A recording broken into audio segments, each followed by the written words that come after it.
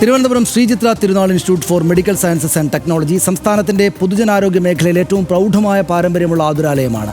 കേന്ദ്ര സർക്കാരിന് കീഴിലുള്ള സ്വയംഭരണ സ്ഥാപനം. ആ ആശുപത്രി സവിശേഷമായൊരു പ്രതിസന്ധി നേരിടുകയാണിപ്പോൾ.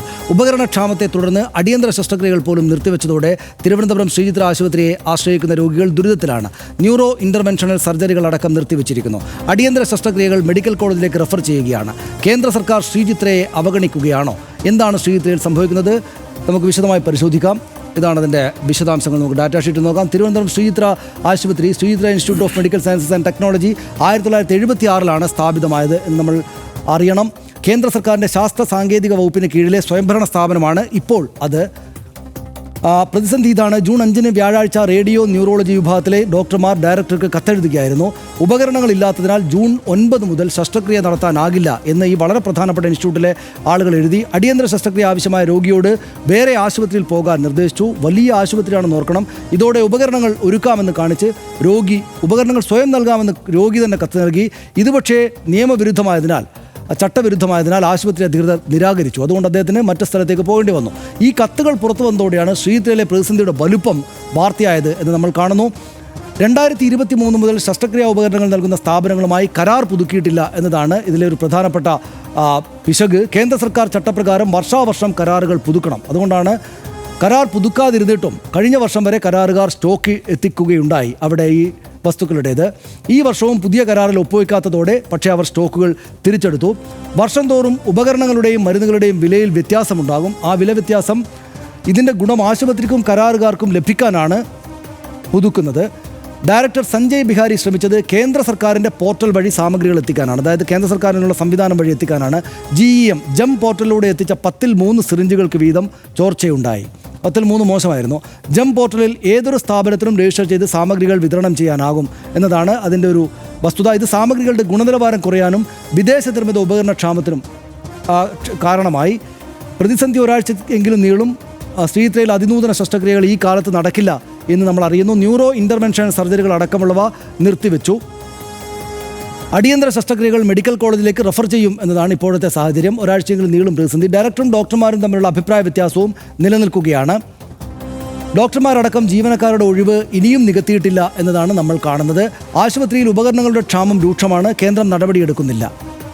BS സർക്കാർ 55 സെന്റ് സ്ഥലം കൈമാറി. പണി പൂർത്തിയായത് 4 മാസം മുമ്പാണ്. നിർധന രോഗികൾക്ക് പോലും ചികിത്സ സൗജന്യമല്ലാത്തതാണ് നിലവിലെ സാഹചര്യം.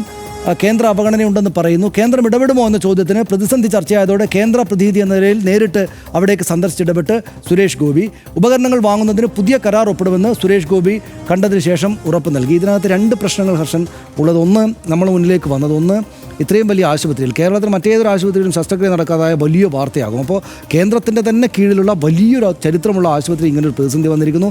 രണ്ടാമത്തേത്, കേന്ദ്രത്തിൻ്റെ ഉപകരണങ്ങൾ വാങ്ങാനുള്ള സംവിധാനമായിട്ടുള്ള ജം പോർട്ടൽ വഴി വരുന്ന സാധനങ്ങളിൽ 10-3 ഉപയോഗിക്കാൻ പറ്റാത്തതാണ്. 2 തരത്തിൽ കേന്ദ്രത്തിൻ്റെ വീഴ്ച നമ്മുടെ മുന്നിലേക്ക്. അതായത് ഇത് നമ്മൾ മനസ്സിലാക്കേണ്ടത് 2023 മുതൽ കരാർ പുതുക്കിയിട്ടില്ല എന്ന് പറഞ്ഞാൽ എത്ര വലിയ അവഗണനയും അനാസ്ഥയുമാണ് ഇത് എന്ന് ഓർക്കണം. അവിടെ ഈ ആഭ്യന്തര പ്രശ്നങ്ങളുണ്ട്, അഭിപ്രായ വ്യത്യാസങ്ങളുണ്ട്, അതിൻ്റെ ഭരണവുമായി ബന്ധപ്പെട്ട് തന്നെ വലിയ കുഴപ്പങ്ങൾ നിലനിൽക്കുന്നുണ്ട്.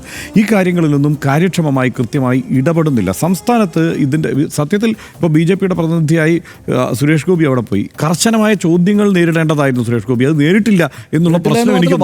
അത് മാത്രമല്ല, ആ നിലയ്ക്കുള്ള ഒരു വാർത്തയുമായിട്ടില്ല. കാരണം 2023 മുതൽ ഇത് പുതുക്കിയിട്ടില്ല. മാത്രമല്ല, എന്നിട്ട് സുരേഷ് ഗോപി പറയുന്നത് എന്താണെന്നറിയാമോ? ഞാൻ ഇനി അടുത്ത തെരഞ്ഞെടുപ്പിൽ മത്സരിക്കുന്നതിന് മുൻപ് ഇവിടെ എയിംസിൻ്റെ തറക്കല്ലിട്ടോളാമെന്ന്. ഇനി 3-4 വർഷം കഴിയണം തറക്കല്ലിടാനായിട്ട് എയിംസിൻ്റെ. അതായത് അതിന് മുമ്പ് അത് പ്രഖ്യാപിക്കണം. ഇങ്ങനെയൊക്കെ ആളുകളെ ഇങ്ങനെ പരിഹസിക്കാമോ? കാരണം ഇല്ല. അത് മാത്രമല്ല, ശ്രീചിത്രയിൽ ഇവിടെ ഇത് അഭിമാന സ്തംഭമായി നിന്നിരുന്ന ഒരു സ്ഥാപനമാണ് ശ്രീചിത്ര എന്ന് പറയുന്നത്. ഈ ന്യൂറോ പ്രശ്നങ്ങളുള്ള ആളുകളുടെ ഏറ്റവും പ്രധാനപ്പെട്ട ഒരു ആശ്രയ കേന്ദ്രം. അത് അവിടെ സർജറിക്ക് ഇങ്ങനെ ക്യൂ നിൽക്കേണ്ട ഒരു സ്ഥിതി കൂടി ഉണ്ടായിരുന്നു അവിടെ. ആ സ്ഥലത്താണ് സർജറിയേ നടക്കില്ല എന്നുള്ള അവസ്ഥയിൽ കാര്യങ്ങൾ മുന്നോട്ട് പോകുന്നത്. എത്ര ഭീകരമാണ് ആ അവസ്ഥ.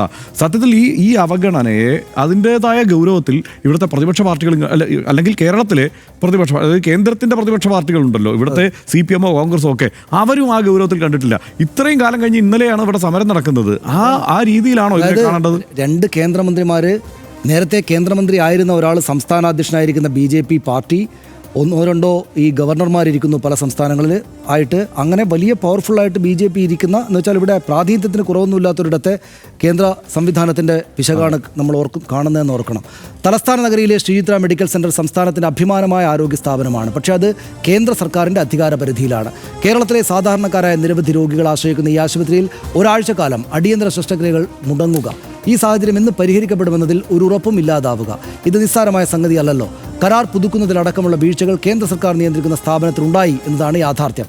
കേരളത്തിൻ്റെ പൊതുജനാരോഗ്യത്തെ മികവ് രാജ്യത്തെ വിവിധ ഏജൻസികളും കേന്ദ്ര സർക്കാർ പോലും അംഗീകരിച്ചതാണല്ലോ. കേരളത്തിലെ മറ്റ് സർക്കാർ ആശുപത്രികളെ മാതൃകയാക്കി ശ്രീചിത്ര ആശുപത്രിയെയും വേണ്ടപ്പെട്ടവർ കാര്യക്ഷമമായി മാനേജ് ചെയ്യണം. പ്രതിസന്ധി കഴിയുന്നത്ര വേഗം പരിഹരിച്ച് സാധാരണക്കാരായ രോഗികൾക്ക് ചികിത്സാ സൗകര്യം പഴയപടി സാധ്യമാക്കണമെന്ന് മാത്രമേ ഇക്കാര്യത്തിൽ RDX ആവശ്യപ്പെടാനുള്ളൂ. ഇന്നത്തെ RDX പൂർണ്ണമാവുകയാണ്. Good night.